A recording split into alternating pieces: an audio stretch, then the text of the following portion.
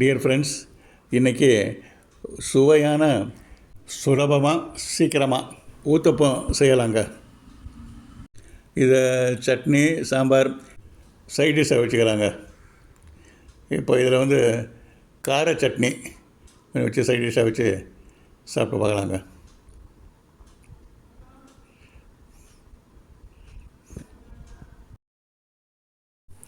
இது செய்கிறதுக்குங்க அரிசி சாதம் எடுத்துக்கலாங்க.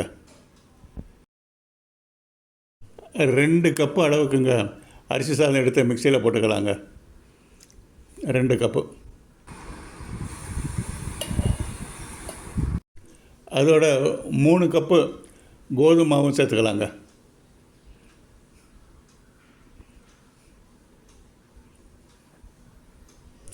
இதில் நம்ம இட்லி தோசைக்கெல்லாம் தொட்டுட்டு சாப்பிட்ற இட்லி பொடிங்க 1 ஸ்பூன் போட்டுக்கலாங்க. புளிப்புக்கு தயிர் 2 ஸ்பூன் போட்டுக்கலாங்க.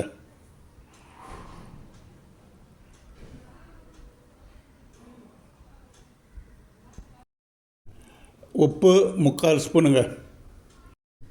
இதில் தண்ணி ஊற்றிங்க தோசை மாவோட கொஞ்சம் திக்காக இருக்கிற அளவுக்கு அரைச்சி வச்சுக்கலாங்க.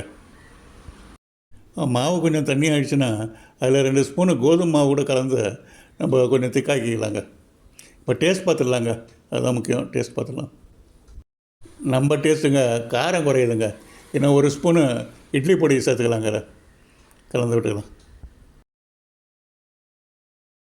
ஒரு பெரிய வெங்காயம் மீடியம் சைஸாக எடுத்து அதை சின்ன பீஸாக கட் பண்ணி வச்சுக்கலாங்க. பாதி குடமிளகாய் அதை எடுத்து சின்ன சின்ன பீஸாக கட் பண்ணி வச்சுக்கலாங்க. இதோட சீரகம் 2 ஸ்பூன் எடுத்து வச்சுக்கலாங்க. இதை 3ஐயும் மிக்சியில் அரைச்சி வச்ச மாவில் சேர்த்து நல்லா கலந்து விட்டுக்கலாங்க.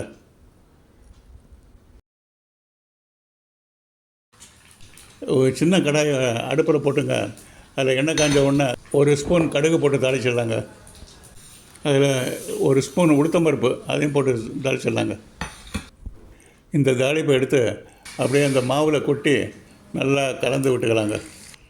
கடுகு உளுத்தம்பருப்பெல்லாம் மாவு முழுக்க பரவலாக இருக்கணுங்க. இப்போது ஊத்தப்பம் ஊற்றிக்கலாமா? தோசை தவாவை அடுப்பில் வச்சுட்டுங்க. அது கொஞ்சம் காஞ்ச உடனே 2 ஸ்பூன் எண்ணெய் விட்டு அதில் கொஞ்சம் துடைச்சி விட்டுக்கலாங்க. இப்போது மாவை ஊற்றி ஊத்தப்பம் சுட்டுக்கலாங்க.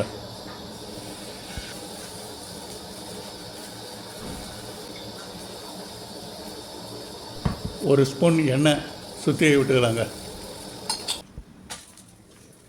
இப்போ ஊத்தப்பத்தை திருப்பி போட்டுங்க. வந்த உடனே எடுத்துக்கலாங்க. இதே மாதிரி ஊத்தப்பம் ஒன்றா போட்டு எடுத்துக்கலாங்க.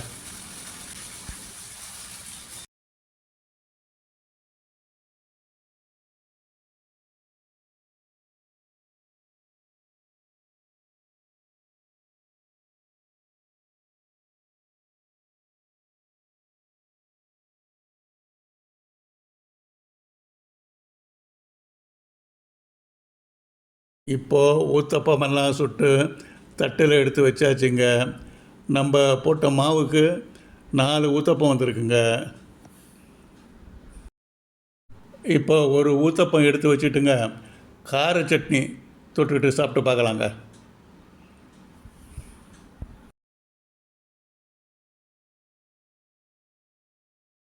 இதில் குடமிளகா, வெங்காயம், சீரகம் இதெல்லாம் கலந்தது எல்லாம் கலந்துருக்கிறதுனால நல்லா ஊத்தப்பம் நல்லா வாசனையாக இருக்குங்க.